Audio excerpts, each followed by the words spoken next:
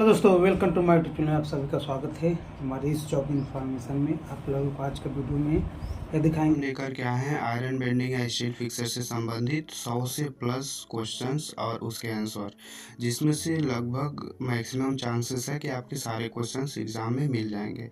इसलिए आप लोग वीडियो को पूरा देखिएगा। यदि हमारे चैनल्स पर आप लोग नए हैं तो चैनल को सब्सक्राइब करिएगा और भी इंफॉर्मेशन के लिए बेल आइकन का बटन जरूर दबाइएगा। तो ज़्यादा से ज़्यादा शेयर कर दीजिए जिसके और भी लोगों को बेनिफिट मिल सके। आइए हम स्टार्ट करते हैं। Question number 1। फर्स्ट नंबर का क्वेश्चन है बीबीएस स्टैंड फॉर, यानी बीबीएस का मतलब क्या होता है। तो इसका सीधा आंसर है बार बेंडिंग शेड्यूल, यानी ऑप्शन नंबर डी सही होगा, बार बेंडिंग शेड्यूल। अब हम आते हैं क्वेश्चन नंबर सेकंड में। How will you distribute place the bar at correct position. इसका मतलब आप सलाखों को सही स्थिति में कैसे वितरित करेंगे। तो इसका करेक्ट आंसर होगा ए नंबर का, by looking at drawing sketch, यानी ड्राइंग स्केच को देख करके। अब हम थर्ड नंबर का क्वेश्चन देखते हैं। How will you calculate unit weight of steel, यानी आप स्टील के यूनिट वजन की गणना कैसे करेंगे। तो इसका सही आंसर है D2/162, यानी D2 162, यानी आंसर नंबर 3 का ए सही होगा। 4 नंबर का आते हैं। How will you prevent steel from rusting at site, यानी 4 नंबर का जो है आपका क्वेश्चन है, आप साइड पर इस्पात को जंग से कैसे रोकेंगे। तो इसका सही आंसर है by keeping them away from water, यानी उन्हें पानी से दूर रखते हुए। 5 नंबर का क्वेश्चन है। Why we do the cover block in reinforcement, यानी हम शुद्धिकरण में कवर ब्लॉक क्यों करते हैं। तो इसका जो करेक्ट आंसर होगा बार के बीच अंतर बनाए रखने के लिए, यानी to maintain gap between the bars. वैसे तो इसका ऑप्शन सारे हो सकते हैं, जैसे इंक्रीज बॉन्ड बिटवीन रिवर कंक्रीट, यानी कंक्रीट और रिवर के बीच बंधन बनाए रखने के लिए, प्रॉपर डिस्ट्रीब्यूशन के लिए, बट इसमें आल का ऑप्शन नहीं दिया हुआ है, इसलिए जो है हम इसे बेस्ट ऑप्शन मानेंगे ए नंबर का, बार के बीच अंतर बनाए रखने के लिए। 6 नंबर का क्वेश्चन है। What is the size of cover block provided between the reinforcement. इसका मतलब शुद्धिकरण के बीच प्रदान किए गए कवर ब्लॉकों का आकार क्या है। तो इसका ऑप्शन नंबर ए करेक्ट होगा 20 mm। वैसे कहीं कहीं 25 mm भी दिया हुआ है, तो हम इसे 20 mm ही मानेंगे, इसलिए 6 नंबर का करेक्ट आंसर ए होगा। 7 नंबर में आते हैं। What is the use of the binding wire, यानी बाइंडिंग वायर का क्या यूज होता है। तो 7 नंबर का ए ऑप्शन सही होगा, make good bond between the steel wire, यानी स्टील सलाखों के बीच अच्छा बंधन बनाता है, इसलिए 7 नंबर का आंसर जो होगा ए सही होगा। 8 नंबर का आते हैं। How many cubic feet are there in cubic metre, मतलब एक क्यूब मीटर में कितने क्यूब फीट होते हैं, यानी जैसे एक होता है 1 मीटर में कितने फीट होते हैं, तो ऐसे ही एक स्क्वायर मीटर में कितने स्क्वायर फीट होते हैं। तो ऐसे ही एक क्यूब मीटर में कितने फीट होते हैं, क्यूब मतलब 3 होता है। तो इसका जो करेक्ट आंसर होगा डी ऑप्शन होगा, यानी 35.31, यानी 35.31 आंसर होगा, यानी एक क्यूब मीटर बराबर 35.31 मीटर क्यूब मीटर होगा। ओके। 9 नंबर का आते हैं। Which equipment in use to measure length oblique diameter of the bar, मतलब किस उपकरण का बार की लंबाई या व्यास मापने के लिए इस्तेमाल किया जाता है। तो इसका करेंट आंसर है सी ऑप्शन, मेजरिंग टेप, यानी माप टेप का इस्तेमाल किया जाता है मापने के लिए। बीबीएस वर्क फॉर 10 नंबर का है। बीबीएस वर्क फॉर, यानी बीबीएस के लिए काम करता है, यानी बीबीएस का काम क्या है। तो इसका जो ऑप्शन होगा correct, provide detail for reinforcement cutting length और प्रोवाइड रेनफोर्समेंट कैलकुलेशन, यानी ये दोनों के लिए काम आता है, इसलिए ऑप्शन नंबर डी सही होगा, यानी ए और बी दोनों सही होगा। 11 नंबर का क्वेश्चन देखते हैं। Which are the following slab reinforcement is used as chair, मतलब निम्नलिखित में से कौन सा स्लैब रेनफोर्समेंट में चेयर का उपयोग करने का उद्देश्य है। तो इसका करेक्ट आंसर होगा A option, to maintain right and thickness of layers of steel, यानी सही लेवल और सरिये की परतों की मोटाई बनाए रखने के लिए। 12 नंबर का जो क्वेश्चन है, 12 नंबर में विच standard size is used for cover block, यानी कवर ब्लॉक का स्टैंडर्ड साइज क्या होना चाहिए। तो 12 नंबर का करेक्ट आंसर है 20 mm, यानी डी ऑप्शन सही होगा 20 mm। 13 नंबर का क्वेश्चन देखते हैं, which of the following is the nominal hook length is use for ring, यानी निम्न में से कौन सा रिंग के लिए नॉमिनल हुक का लेंथ है। तो 13 नंबर का ऑप्शन 1 होगा 75 mm, यानी 75 mm, ये ऑप्शन नंबर ए सही होगा। अब हम देखते हैं, how will you calculate the length of the circular ring, यानी इसका जो फार्मूला है, हम सर्कुलर रिंग की फार्मूला का क्या यूज करते हैं। तो दोस्तों ये फार्मूला कई टाइप्स के मिल रहे थे, तो हमारे हिसाब से जो हमने निष्कर्ष निकाला है खोज के, तो ये डी ऑप्शन ही सही होगा, 2 pi into D square minus D square plus D 10d। तो आप लोग इसका सही आंसर कमेंट करिएगा, वैसे तो यही सही होगा। आते हैं 15 नंबर के क्वेश्चन पर, विच is the unit weight of 32 mm steel, यानी 32 mm स्टील का जो व्यास का सरिया होगा उसका वजन क्या होगा। तो 15 नंबर का जो करेक्ट आंसर है डी ऑप्शन 6.2 kg पर मीटर। दोस्तों यहाँ पर ध्यान रखिएगा, यहाँ पर mm नहीं होगा, मीटर ही होगा, तो इसलिए आप लोग इसे ध्यान से आंसर लगाइएगा। जो व्यास सरिया की यूनिट का वजन है 6.32 किलो पर मीटर होगा, ठीक है। 16 नंबर के क्वेश्चन पर आते हैं, which is the marking tools use for making mark on the bar from where it is bond cut, यानी जो मार्किंग टूल्स का उपयोग करते हैं निशान लगाने के लिए, तो इसमें कौन कौन सा होगा। तो ए ऑप्शन चॉक होगा और मार्कर होगा, ये दोनों होगा, तो इसलिए ऑप्शन नंबर डी सही होगा, यानी 16 का डी ऑप्शन सही होगा। 17 नंबर का आते हैं, which of the following equipment is used for cutting of bolt and high straight steel bar, यानी जो बोल्ट और उच्च शक्ति का स्पात को काटने के लिए कौन से उपकरण का उपयोग किया जाता है। तो इसमें इलेक्ट्रिक रेबार कटर का भी यूज किया जा सकता है, हाइड्रोलिक रेबार का भी यूज किया जा सकता है, इसलिए ऑप्शन नंबर डी सही होगा, यानी दोनों ए और बी दोनों सही होगा।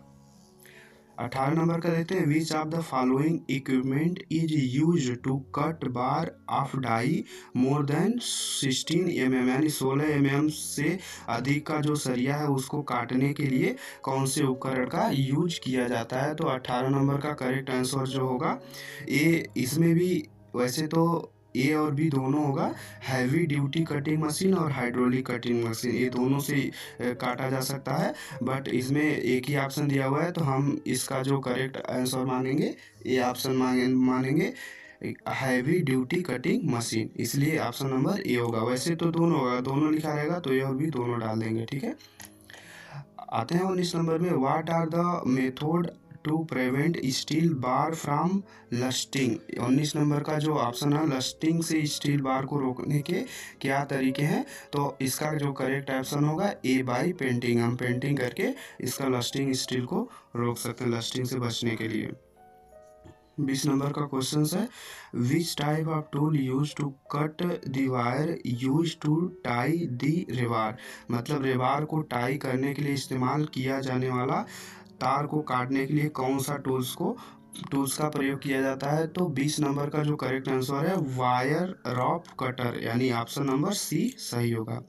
21 नंबर आते हैं, व्हाट इज द बेंडिंग या cutting capacity of rebar by on hydraulic bar cutting machine, यानी हाइड्रोलिक बार काटने की मशीन पर रेबार को झुकने या काटने की क्षमता क्या होती है।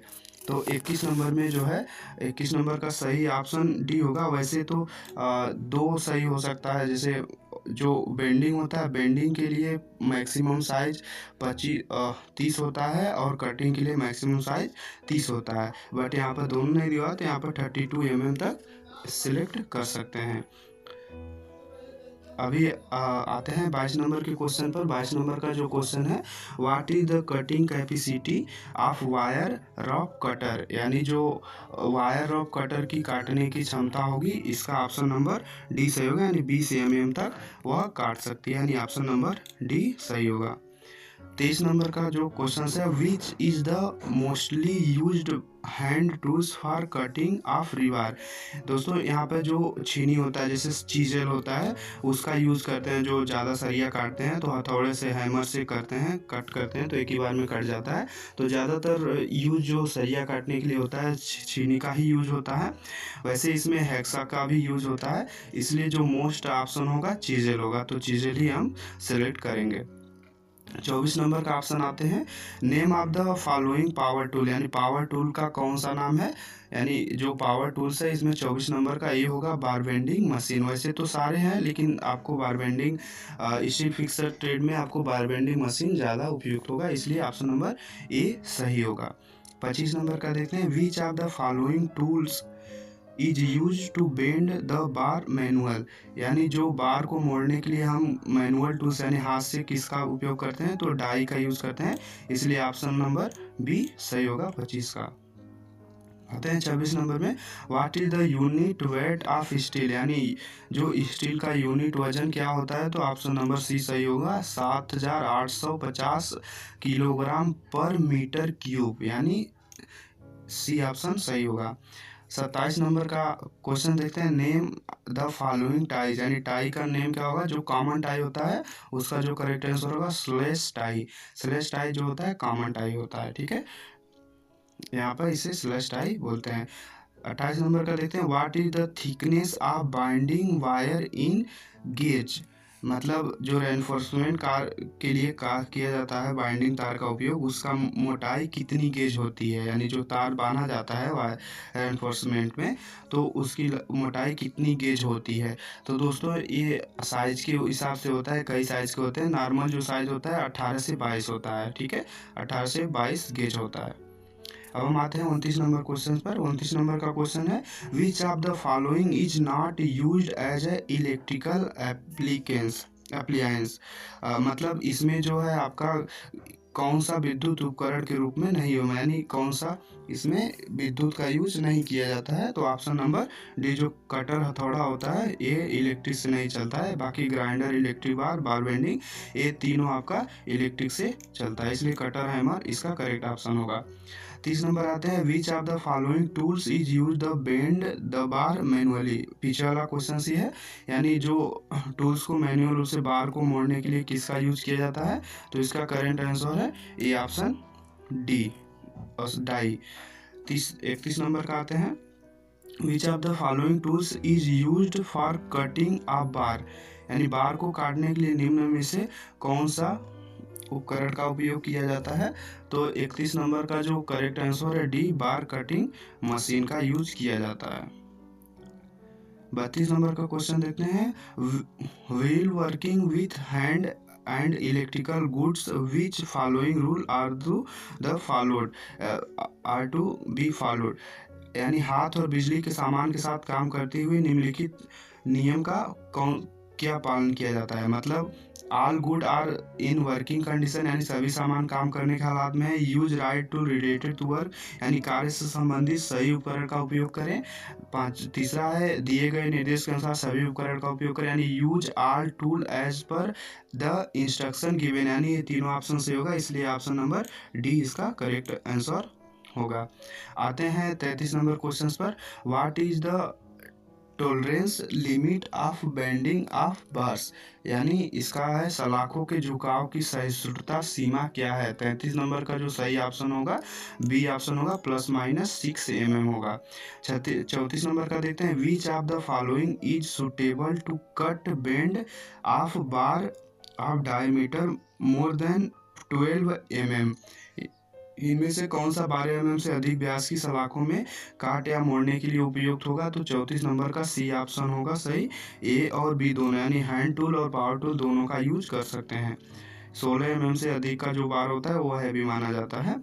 अभी 35 नंबर का देते हैं, how will you calculate the weight of steel, यानी जो आप स्टील के वजन की गणना कैसे करेंगे, तो दोस्तों वो पीछे वाला ही है, डी ऑप्शन इसका सही होगा, D2/162। 35 नंबर का डी ऑप्शन सही होगा। 36 नंबर में आते हैं, which of the following tools is used to cut the steel bar manually, यानी जो इस्पात सलाखों को हम हाथ से कैसे काटते हैं, यानी मैनुअली कौन सा उपकरण है, तो वही पीछे वाला ही क्वेश्चन है। छेनी को हम टिक कर लेंगे, यानी इसका सी ऑप्शन सही होगा। दोस्तों इसका जो फार्मूला है, ये फार्मूला नहीं दिया हुआ है, तो 37 नंबर का क्वेश्चन हम छोड़ देते हैं। 38 नंबर में देखते हैं, which marking tools is use to make a point on bar, यानी कौन सा अंकन उपकरण बार पर बिंदु बनाने के लिए उपयोग किया जाता है। तो इसका मतलब है चाक और मार्कर, यानी दोनों ख और ग, यानी अगर हम सरिया को काटने के लिए टिक लगाते हैं तो चाक और मार्कर का यूज़ करते हैं, तो इसलिए बी और सी दोनों सही होगा। आते हैं name of the following figure, यानी ये फिगर दिया हुआ है तो इसे हम छीनी बोलते हैं, यानी चीजल बोलते हैं, तो इसलिए ऑप्शन नंबर सी सही होगा, इसका छेनी होगा आंसर, सही आंसर होगा छीनी।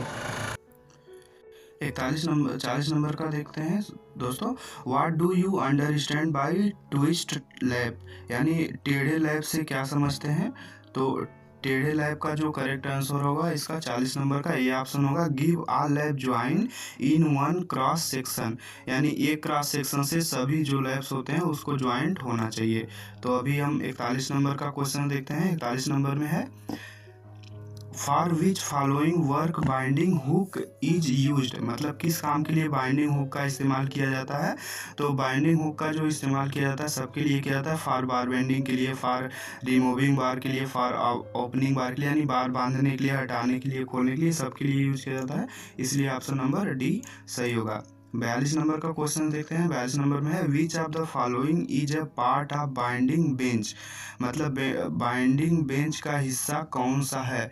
तो 42 नंबर का आंसर होगा सी, यानी बाइंडिंग वायर जो है ये बाइंडिंग बेंच का हिस्सा है, यानी ऑप्शन नंबर ग सही होगा।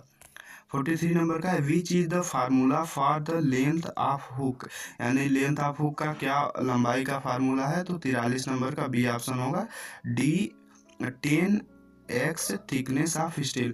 दोस्तों आप लोग इंग्लिश पर ज़्यादा ध्यान रखिएगा, क्योंकि क्वेश्चंस आपके इंग्लिश में ही आने वाले हैं, इसलिए आप क्वेश्चंस को इंग्लिश में ही ज़्यादातर ध्यान रखिएगा। 42 नंबर का जो क्वेश्चन है आपका, 44 नंबर का क्वेश्चन पे आते हैं। Which among the following is an incorrect statement, मतलब निम्न में से कौन सा गलत वक्तव्य, गलत कथन है। तो इसका ऑप्शन जो करेक्ट ऑप्शन होगा सी ऑप्शन गलत होगा। Rebar is strength so that it can be easily measured marked cut और बेंड एज पर रिक्वायरमेंट। सॉरी दोस्तों, इसका जो 44 नंबर का क्वेश्चन है, निम्नलिखित में से कौन सा एक गलत वक्तव्य है, गलत कथन है। मतलब इसका जो ऑप्शन होगा, ऑप्शन नंबर इसका बी ऑप्शन देख लेते हैं। रिबार usually at the construction site in format bent section और कॉल्स में मैनुअली स्ट्रेंथ ऑफ। सॉरी दोस्तों, जो आपका 44 नंबर का क्वेश्चन का आंसर होगा इसका, which among the following is an incorrect statement. तो ऑप्शन नंबर इसका डी सही होगा, यानी इस नंबर को आप सही मानेंगे। Manually strength of rebar is easier and faster draw mechanical stand, मतलब ये है कि रिवर को हाथ से सीधा करना तो थोड़ा कठिन रहता है, लेकिन मशीन से करते हैं इलेक्ट्रॉनिक, तो ये ऑप्शन सही होगा आपका, ऑप्शन नंबर डी सही होगा। ओके, 45 नंबर का देखते हैं। In the process of tying रिबार is considered, यानी 45 का ऑप्शन जो होगा करेक्ट आंसर जो होगा snap double tie, option number 45 number का डी ऑप्शन सही होगा। ऑप्शन नंबर 46 आते हैं। Which among the following is the divine parameter through which rebar is identify, यानी 46 नंबर का जो क्वेश्चन है, इनमें से कौन सा दैवीय पैरामीटर होता है जिसके माध्यम से रिबार की पहचान की जाती है। तो 46 नंबर का जो करेक्ट आंसर है बी, रिवर की लंबाई, length of the river. Okay, 47 number का क्वेश्चन देखते हैं। What is the reason of using chair during the formation of slab, यानी स्लैब के गठन के दौरान कुर्सियों का उपयोग करने का क्या कारण है। तो 47 नंबर का करेक्ट ऑप्शन है C, to maintain the rise of slab, यानी स्लैब के उदय को बनाए रखने के लिए। 48 नंबर का हम देखते हैं question, why we ignore oil pasting on bar, यानी ऑयल पेस्टिंग बार को हम तेल लगाने से नज़रअंदाज क्यों करते हैं? तो 48 नंबर का करेक्ट आंसर है बी ऑप्शन, यानी good relation between concrete and bar, यानी जो अच्छा रिलेशन बनाए रखे कंक्रीट और बार में, इसलिए ऑप्शन नंबर बी सही होगा। 49 नंबर का क्वेश्चन देख रहे हैं, water on the surface of concrete is, यानी कंक्रीट की सतह पर पानी है, तो इसका मतलब क्या है? पॉन्डिंग बोलते हैं इसे हम। ओके। 50 नंबर का जो क्वेश्चन है, thickness of binding wire is, यानी बाइंडिंग वायर का जो मोटाई होती है कितनी होनी चाहिए? तो दोस्तों ये 0.5 mm से 1 mm तक होना चाहिए, यानी ऑप्शन नंबर सी सही होगा। 51 नंबर का क्वेश्चन देखते हैं, what is lapping length, lapping length की लंबाई क्या होती है? तो 51 नंबर क्वेश्चन का भी सी आंसर होगा, extra length of bar use to complete required design length, मतलब आवश्यक डिजाइन लंबाई को पूरा करने के लिए उपयोग की जाने वाली बार की अतिरिक्त लंबाई, यानी ऑप्शन नंबर सी सही होगा। 52 नंबर का क्वेश्चन देखते हैं। 52 number percentage C medium carbon steel range from, मतलब परसेंटेज सी मध्यम कार्बन स्टील्स की सीमा क्या होनी चाहिए? तो 52 नंबर का सी है 0.3 से 0.6 तक होना चाहिए। 53 नंबर का क्वेश्चन देख लेते हैं, stainless steel is so called because of its, stainless steel को इसकी वजह से बुलाया जाता है, मतलब किसकी वजह से स्टेनलेस स्टील बुलाया जाता है? तो 53 नंबर का जो करेक्ट आंसर है बी नंबर होगा, हाई कोर्सन रेसिस्टेंस, यानी उच्च संक्षारण प्रतिरोध बुलाते हैं, जिसकी वजह से स्टेनलेस स्टील बोलते हैं। 54 नंबर का जो क्वेश्चन होगा, in white cast iron carbon present as, यानी सफ़ेद कास्ट आयरन कार्बन के रूप में उपस्थित होता है, तो सी नंबर ऑप्शन होगा, इसे हम सीमेंटाइट बोलते हैं। ओके। 55 नंबर का क्वेश्चन देखते हैं, usual casting method for making dental crown, यानी दंत मुकुट बनाने के लिए सामान्य कास्टिंग विधि कौन सी है? तो इसका है इन्वेस्टमेंट कास्टिंग, यानी ऑप्शन नंबर डी सही होगा। 56 नंबर का क्वेश्चन देखते हैं। 56 नंबर का है, व्हाट इज द लेंथ या height of lap of 25 mm steel in order to increase the column, मतलब कॉलम को बढ़ाने के लिए 25 mm व्यास की सरिया की लैप लंबाई क्या होगी? तो इसका जो करेक्ट आंसर है 1250, यानी सी ऑप्शन सही होगा, 1250 mm। आते हैं ऑप्शन नंबर 57 में, what is the minimum size of steel is use the circular सा, यानी सर्कुलर सा में कितनी, सर्कुलर कॉलम में कितनी सरिया होनी चाहिए स्टील्स की? तो यहाँ पर नंबर ऑफ 6, यानी ऑप्शन नंबर ए सही होगा। दोस्तों इसमें हिंदी में अलग अलग दिया हुआ है, इसलिए ऑप्शन नंबर ए ही सही होगा, 6 होगा। अभी हम आते हैं 58 नंबर क्वेश्चन में, how many type of binding wire use for reinforcement, यानी 58 नंबर का जो है कितने टाइप का रेनफोर्समेंट यूज किया जाता है, बाइंडिंग वायर का इस्तेमाल किया जाता है? तो इसका जो करेक्ट ऑप्शन होगा बी, ऑप्शन नंबर बी सही होगा, यानी 4 प्रकार के यूज किए जाते हैं, मेनली 4, वैसे तो बहुत है लेकिन मेनली आपका 4 प्रकार के हैं। 59 नंबर का क्वेश्चन देख लेते हैं। 59 नंबर का, विच of the following tie used for lapping of steel, यानी सरिया की लैपिंग के लिए निम्न में से कौन सा टाई का उपयोग करेंगे? तो 59 नंबर का जो करेक्ट आंसर होगा सी, हेयर पिन टाई का यूज करते हैं, यानी हेयर पिन टाई का यूज करते हैं, ऑप्शन नंबर सी सही होगा, हेयर पिन टाई। 60 नंबर का क्वेश्चन देखते हैं, how many feet in 1 metre, यानी 1 मीटर में कितने फीट होते हैं? तो 1 मीटर में आपका ये नंबर सही होगा, 3.28 फीट होते हैं, यानी 1 मीटर में 3.28 फीट होते हैं। 61 नंबर के क्वेश्चन आ जाते हैं।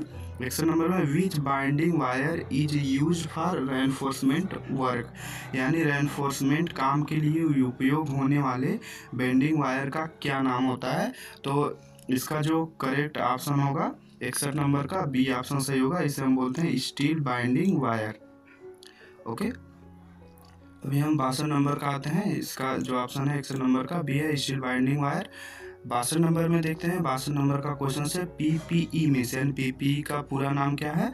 तो इसका नाम है पर्सनल प्रोटेक्टिव इक्विपमेंट, यानी personal protective equipment, B option सही होगा। 62 नंबर का। अब तीसरे नंबर में आते हैं, ये आपका सिंबल दिया हुआ है, what does following symbol represent, यानी ये सिंबल क्या प्रेजेंट करता है, तो इसका मतलब होता है कि डेंजर, टॉक्सिस, हजार्ड। ये जो इस तरह का सिंबल होगा इसे हम बोलेंगे खतरे का, विषाक्त खतरा है। 64 नंबर के ऑप्शन पे आ जाते हैं क्वेश्चन पर, wheel working on live conductor one should wear, मतलब है कि लाइव कंडक्टर पर काम करते समय क्या पहनना चाहिए, तो करेक्ट ऑप्शन है 64 नंबर का, ये चमड़े का जूता पहले यानी लेदर शूज पहने रखना चाहिए। 65 नंबर के ऑप्शन पर आते हैं, during working at height which PPE is used, यानी ऊंचाई पर काम करने के दौरान पीपीई का उपयोग किया जाता है, तो 65 नंबर का जो करेक्ट ऑप्शन है सेफ्टी बेल्ट, सेफ्टी बेल्ट यानी सुरक्षा बेल्ट का यूज किया जाता है। 66 नंबर में हम देखेंगे, approach to encourage and faculty employees to enhance healthy lifestyle is called, मतलब स्वास्थ्य जीवन शैली को बढ़ाने के लिए कर्मचारियों को प्रोत्साहित करने और उन्हें सुविधाजनक बनाने के लिए क्या किया जाता है, तो इनके हेल्थ प्रमोशन के लिए किया जाता है, यानी हेल्थ प्रमोशन किया जाता है, इनको हेल्थी रखने के लिए, प्रोत्साहित करने के लिए हेल्थ प्रमोशन किया जाता है, यानी ऑप्शन नंबर ए सही होगा 66 का। 67 का देखते हैं, सेफ्टी साइन आर टाइप्स, यानी सेफ्टी साइन कितने प्रकार के होते हैं, तो ये 5 प्रकार के होते हैं, कॉमनली 5 प्रकार के होते हैं। आते हैं 67 नंबर के क्वेश्चन पर। 68 नंबर के क्वेश्चन पर आते हैं, 67 का आंसर होगा बी ऑप्शन, यानी 5 प्रकार के होते हैं। 68 नंबर पे आते हैं, which additional safety PPE should be used working at height, मतलब ऊंचाई पर काम करते समय किस अतिरिक्त सुरक्षा पीपीई का उपयोग करना चाहिए, तो 68 नंबर का जो ऑप्शन होगा सी, यानी बॉडी हार्नेस का यूज किया जाना चाहिए। 69 नंबर का देखते हैं, who is the responsible for signing A company safety policy, यानी कंपनी सुरक्षा नीति पर हस्ताक्षर करने के लिए कौन जिम्मेदार है, तो 69 नंबर का ऑप्शन होगा कंपनी सुरक्षा अधिकारी, यानी कंपनी सेफ्टी ऑफिसर।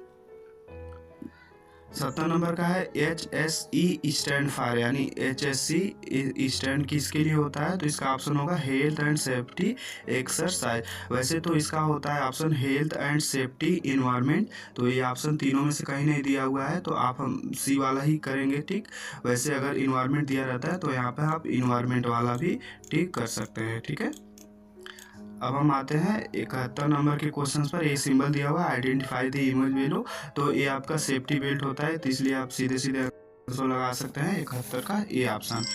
ये आपका 71 नंबर का जो होगा सेफ्टी बेल्ट होगा। आते हैं 72 नंबर पर। 72 नंबर का, how to conduct safety practice at site, मतलब साइट पर सुरक्षा आचरण कैसे करें, यानी जो सुरक्षा प्रैक्टिस है साइट पर कैसे करना होता है, तो ये ऑप्शन सही होगा वर्किंग यूजिंग पीपी, यानी पीपी का यूज करके आप काम करेंगे, ठीक है।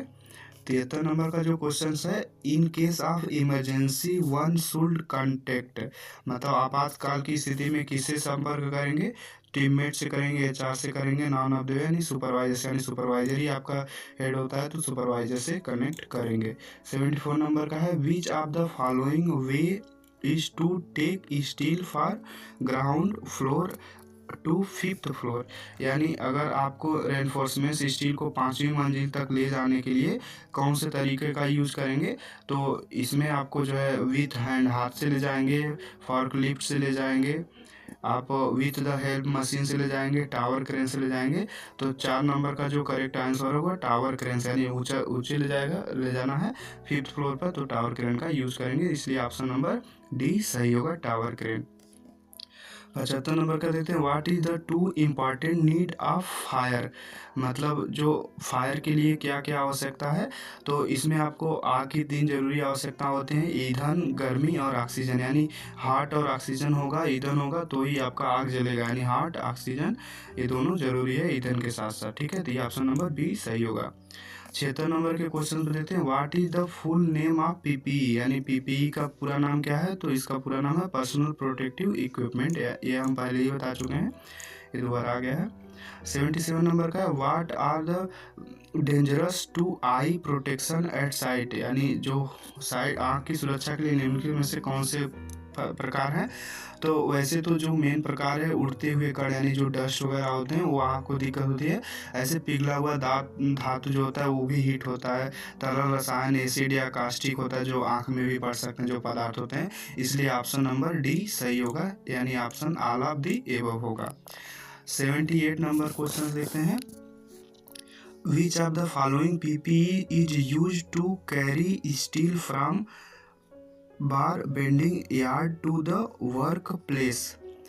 मतलब 78 का जो करेंट आंसर है, बार बेंडिंग यार्ड में वर्क प्लेस सरिया को ले जाने के लिए क्या पीपीई का उपयोग किया जाता है?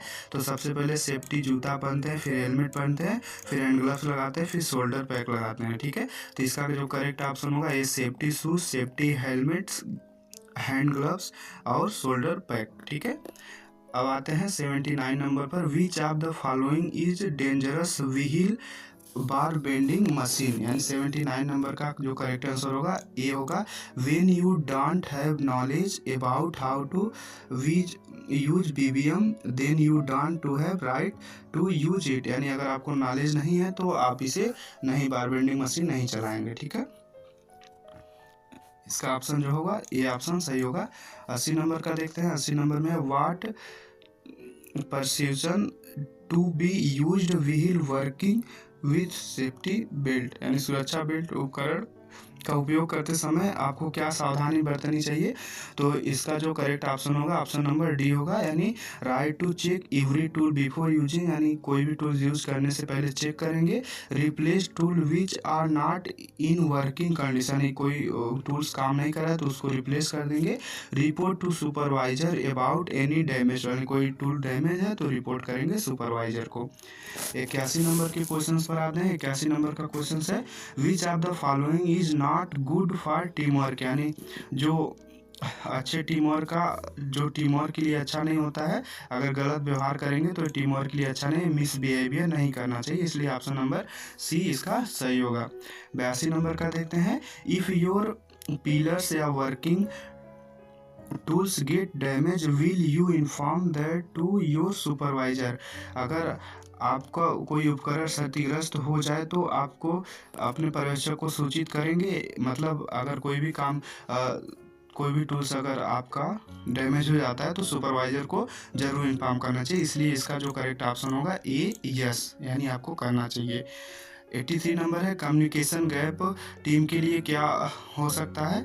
तो टीम के लिए दक्षता में वृद्धि होगा, अगर जैसे आप टीम में बातचीत करेंगे नहीं सुनाई देगा, कम्युनिकेशन गैप होगा, तो ऐसे में टीम की दक्षता में वृद्धि नहीं होती है, इसलिए 83 नंबर का ऑप्शन जो होगा बी, यानी नो ऑप्शन सही होगा।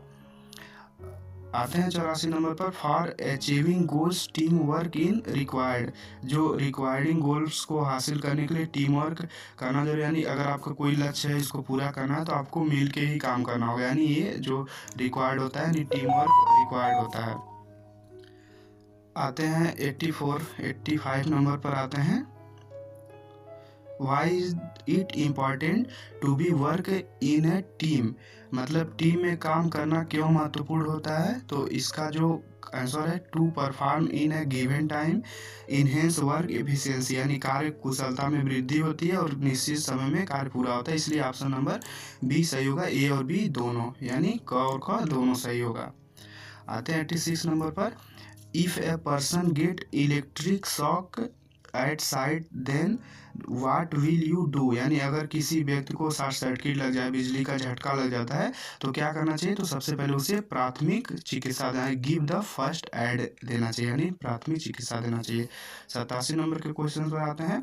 What should be reply to the colleague who is requesting to hold the ladder, मतलब सहयोगी को क्या जवाब देना चाहिए? सीढ़ी पकड़ने का अनुरोध कर रहा हो तो, अगर कोई आपके सहयोगी सीढ़ी पकड़ने के लिए बोल रहा है तो आपको आसानी से हेल्प करना है, हेल्प करने के लिए रेडी होना चाहिए, यानी हेल्प रेडली होना चाहिए, यानी आपको उसकी सहायता करनी चाहिए। ठीक है, 88 नंबर का क्वेश्चन है। What is the importance of effective communication between the them team, यानी टीम के साथ अगर आप प्रभावशाली रूप से बातचीत करेंगे तो उसका क्या प्रभाव होगा? गुड वर्क होगा, गुड वर्क इन्वायरमेंट होगा, गुड रिलेशनशिप बिटवीन कोवर्कर, यानी आपके जो सहायक साथी होंगे उनका अच्छा संबंध होगा, इफेक्टिव प्रोग्रेस होगा आप सभी का, इसलिए ऑप्शन नंबर डी सही होगा, ऑल ऑफ दी एबव। आते हैं 89 नंबर में। 89 नंबर का जो आंसर होगा, which is the first step in problem solving, यानी समस्या को हल करने के लिए पहला कदम कौन सा है। अगर कोई समस्या होता है तो सबसे पहले हम उस समस्या को समझेंगे, यानी identify and analyse the problem, यानी समस्या को समझेंगे और उसका विश्लेषण करेंगे। इसलिए ऑप्शन नंबर बी सही होगा 89 नंबर का। ओके, अब हम देखेंगे 90 नंबर का क्वेश्चन क्या है। 90 नंबर का क्वेश्चन पढ़ते हैं। What is not an important factor in team work, team work के लिए कौन सा महत्वपूर्ण फैक्टर नहीं है। तो इसका जो करेक्ट ऑप्शन है C, the team must have a result drive structure. मतलब जो आपका जैसे टीम से बाह्य समर्थन प्रोत्साहन प्राप्त होना चाहिए, ये भी सही है। टीम को अपने सदस्य की मदद, सॉरी, इसका जो ऑप्शन होगा करेक्ट ऑप्शन सी होना चाहिए, जो आपके लिए महत्वपूर्ण, यानी टीम वर्क में अगर आप किसी टीम सदस्य का मदद नहीं करते हैं तो ये गलत चीज़ है। आपको सभी टीम में मदद करना चाहिए, सबका मदद करना चाहिए, इसलिए ऑप्शन नंबर सी गलत होगा। मतलब इस क्वेश्चन का जो करेक्ट आंसर होगा सी होगा। ठीक है, आपको सबका समर्थन करना चाहिए, आपको परिणाम संचालित संरचना होना चाहिए, आपको सदस्य का मदद भी करना चाहिए, इसलिए ऑप्शन नंबर सी सही होगा। ठीक है, 91 नंबर का देखते हैं। 91 नंबर का, how do you describe A work group that comprises worker with demarcated task and distant line managers. मतलब आप कार्य समूह का वर्णन कैसे करते हैं जिससे कामगारों को संरचित कार्य और दूरी रेखा प्रबंधकों के साथ शामिल होता है। मतलब आपको जो भी कार्य करना है ग्रुप में तो उसे कोलैबोरेट करके करना है, सहयोग की दृष्टि से करना है, इसलिए 91 नंबर का जो ऑप्शन होगा डी ऑप्शन सही होगा। 92 नंबर का क्वेश्चन देखते हैं। 92 नंबर का एक आपको फिगर दिया हुआ है, इस फिगर को आपको पहचानना है। इस फिगर में आपको देखा जा रहा है कि सभी लोग मिलकर काम कर रहे हैं, तो इसका मतलब है टीम वर्क कर रहे हैं, इसलिए इसका जो ऑप्शन होगा 92 का टीम वर्क होगा। 93 नंबर का देखते हैं। In order to complete the work who of the following person give time limit. मतलब कार्य को पूरा करने की समय सीमा किसके द्वारा दी जाती है, तो इसका मतलब है सुपरवाइजर के द्वारा जाती है, यानी सुपरवाइजर आपको पहले काम के बारे में बताता है कि आपको काम इतने समय में करना होता है। ठीक है, ये आपके लिए होता है।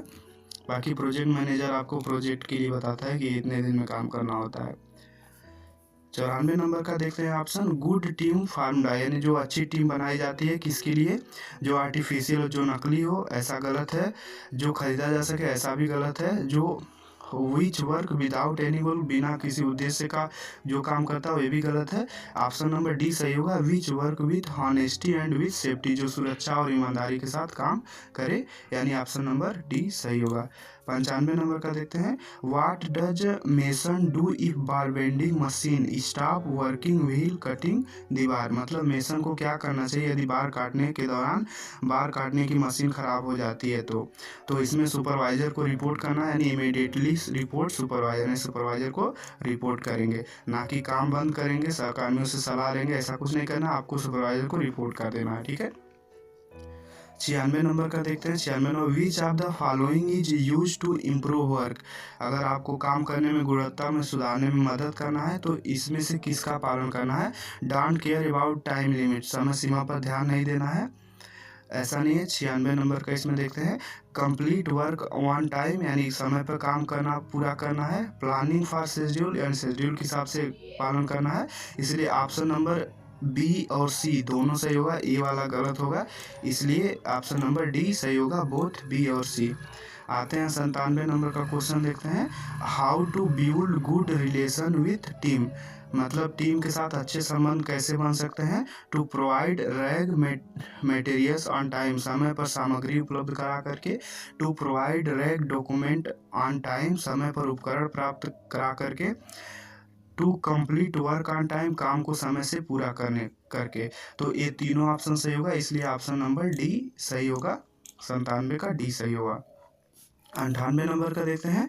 इन case of public building the width of stair should not exceed, यानी जो सार्वजनिक इमारत है उनमें सीढ़ियों की चौड़ाई किससे अधिक नहीं होनी चाहिए।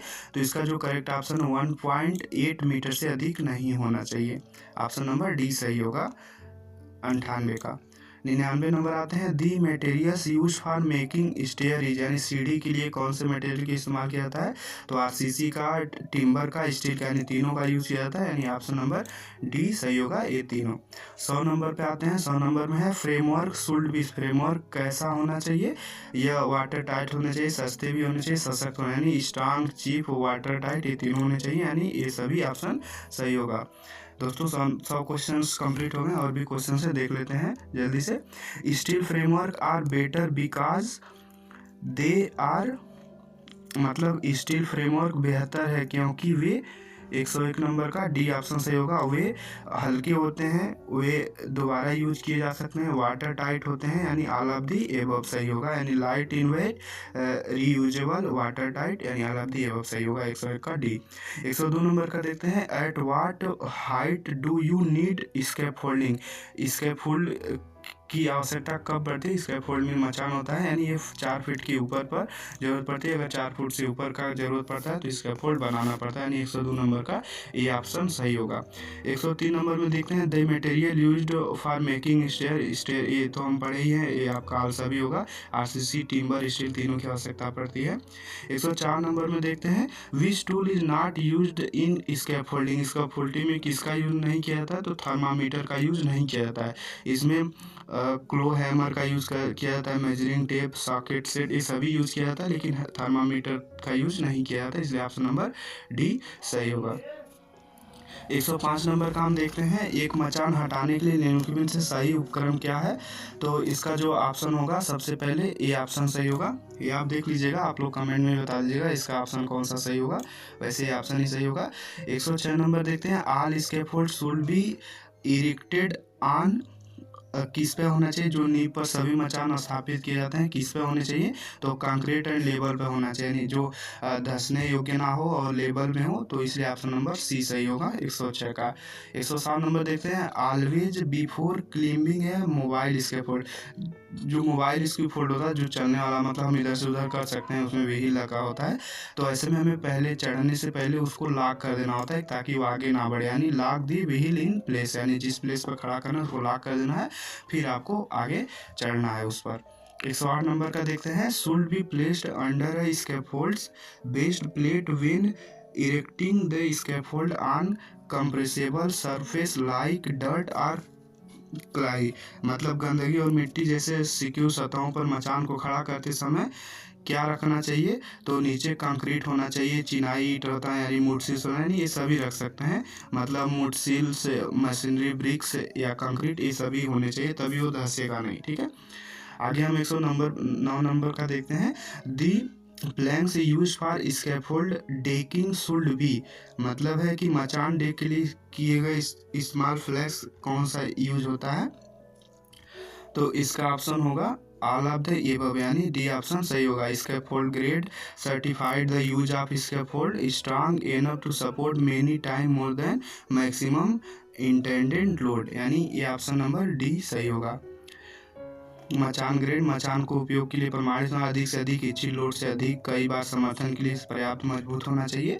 110 नंबर का देखते हैं ये scaffolds frame should be completely क्या होना चाहिए बिफोर डेकिंग इज इरेक्टेड, यानी डेकिंग बनाने से पहले एक मचान में फ्रेम पूरी तरह से क्या होना चाहिए, लेवल होना चाहिए, प्लम होना चाहिए, सिक्योर होना चाहिए, मतलब सिक्योर, लेवल, प्लम तीनों होना चाहिए, इसलिए ऑप्शन नंबर डी सही होना चाहिए। 11 नंबर का देखते हैं what is the use of coupler in binding wire, यानी कपलर का यूज किसके लिए करते हैं, तो in order to join two scaffolding rods, यानी कपलर का उपयोग स्कैप फोल्डिंग डुबों को एक साथ रखने के लिए, यानी वो अलग अलग ना हो, in order to provide strength of scaffold section, scaffold को आधार प्रदान के लिए, in order to prevent scaffolding from binding, यानी स्कैफोल्डिंग को झुकाने से बचाने के लिए, यानी ऑप्शन नंबर तीनों सही होगा, यानी 111 का डी ऑप्शन सही होगा।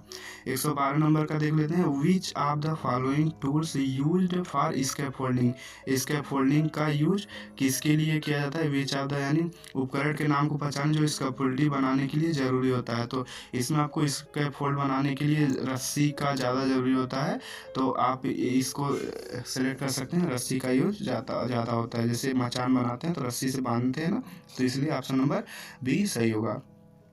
113 नंबर का विच of the following work is done firstly of for scaffold, यानी निम्न में से स्कैफोल्ड की पहली प्रक्रिया क्या है। यानी पहले आपको फुट प्लेस मार्क करना है, यानी हमें यहाँ स्कैफोल्ड लगाना है तो पहले मार्किंग करना होता है। ऑप्शन नंबर 113 का ए सही होगा, फुट प्लेट के लिए मार्किंग।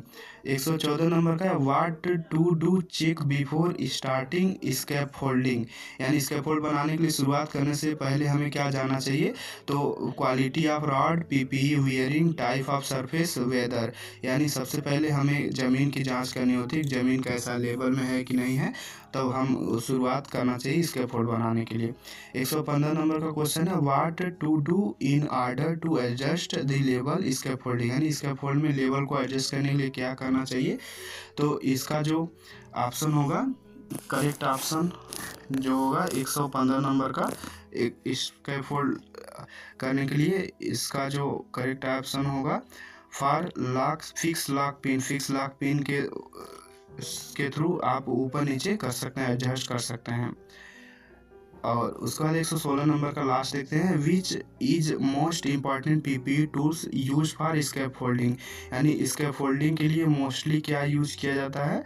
तो इसमें सेफ्टी जैकेट होता है, सेफ्टी बेल्ट होता है, सेफ्टी हेलमेट होता है। सेफ्टी बेल्ट जरूरत है क्योंकि स्कैफोल्ड जो है पीपीई में ऊपर की तरफ हाइट पर काम करते हैं, सेफ्टी बेल्ट लगाना जरूरत है। तो दोस्तों इस तरह से आपको 116 से अधिक क्वेश्चन आपको बता दिया हूँ। दोस्तों हम टेलीग्राम चैनल बना है जिसमें आप ज्वाइन कर सकते हैं, इसका लिंक हम डिस्क्रिप्शन बॉक्स में दे देंगे। और आपको ये 116 क्वेश्चंस है लगभग, इसमें से आपके सारे क्वेश्चंस मिल जाएंगे जो भी स्टील फिक्सर या बारबेंडर के लिए होंगे।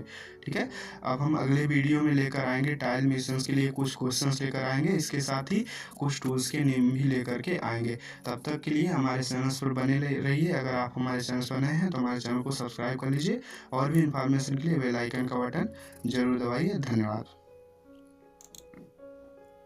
उम्मीद करते हैं दोस्तों आपको वीडियो बहुत ही अच्छा लगा। चलिए दोस्त मिलते हैं नेक्स्ट वीडियो में अच्छी नई जानकारी के साथ, तब तक के लिए टेक केयर, बाय बाय।